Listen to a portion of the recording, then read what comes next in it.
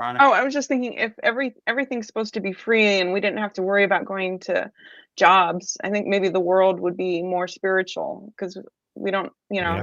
what else are we going to do but work on ourselves?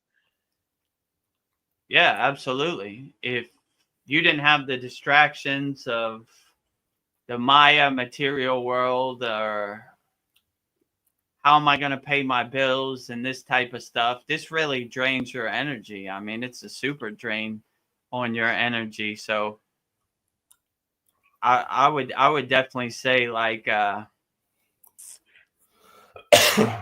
what Paul said, if we had free energy, that would be a beautiful place. That would be it'd be a game changer. Yeah, like you said, like a mind freeing, a weight lifted off your back. Let's say it like that. Like if you didn't have to worry about electric or water or energy or gas in your car, like you would have the opportunity to free your soul as much as you can. So, are you mentally exhausted, consistently overwhelmed, and just craving some peace? I used to live in that mental chaos too, but Kriya Yoga gave me something no one else could. Stillness in my mind, calmness in my heart, and energy in my body. You don't have to keep living in survival mode. Book a free call at kriyayogamasterclass.com or join my free school at freekriyayoga.com. I wish that for everybody, So, and that's basically these yogis who go in the Himalayan mountains, they cut out the distractions. So they don't have those distractions. So they're free to do their inner work as much as possible. So that's why they're at a higher state of consciousness, because they have no distractions. And they made it the number one priority to focus on their inner work. So they're doing their inner work and uplifting themselves as much as they can. So yeah, it's a beautiful thought. I wish that was true, and I wish the world wasn't so greedy and monetized, and like it'd be more soul freeing for people to have less of these material distractions and more do their inner work. They're also withholding the medical technology from us, because that would bankrupt the pharmaceutical companies. I've heard those things called med beds, and they work with light frequency, light and sound, and you just lay in there and it can cure various things. But yeah, I mean, I'm just all the stuff that is probably being withheld from us and just used by the powerful elite, controllers. And the few people. I mean, the money is not in the cure, it's in the medicine, if you know what I'm saying. And you could see that like during the C word time, they had a one solution. Put these chemicals in your body and you'll be better. Well, what about exercise? What about vitamin D? What about sunshine? Oh, that's all junk. Yeah. Listen to us. Put a mask on. Put some chemicals in your body, you'll be fine, right? So you mean exercise doesn't work, but this chemical works? Yes. Regurgitate it. Tell everybody you know. So like, what? That makes no sense. That doesn't resonate with me. I'm gonna use my own discernment, and I'm the king of my castle. So I'm gonna put what I feel like I should put in my body. I don't care what you say. So they don't like those. They'll give you they'll put bad words on you, anti-vaxxer or whatever.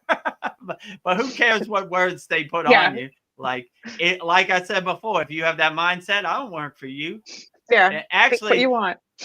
The U.S. government works for us. We don't work for them. Yeah, they're supposed to be working for us. You work for me. I'm your boss. I pay your bills. You're using my taxpayer money. Shut up.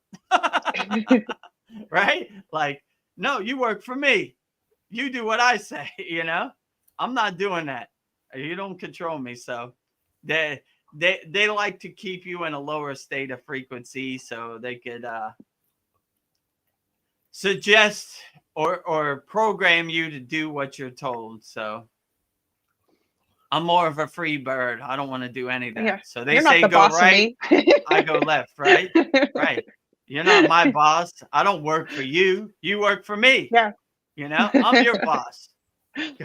Go get me a coffee, you know? I don't listen to anything you say. Extra cream, please. Paul, I have a message for you. Okay. Blonde, Donnie, he says, make sure you message me, Paul. We can have some interesting talks on that. Okay. Yep. So, yeah, Donnie's on our Kriya Yoga School Masterclass. I think his name is Donald on our school. So if you go on our school chat, you can find him. Okay. Yeah.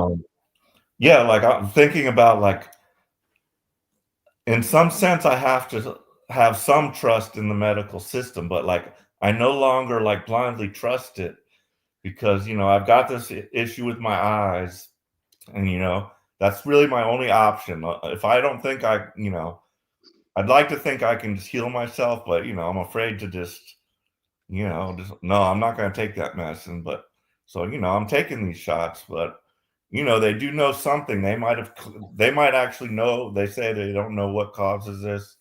It could be genetic, blah blah blah. But maybe they really know, and they develop the cure for whatever they caused. But could be that, or they might actually know something. But yeah, it's like scary. Like I don't know if I'm doing the right thing.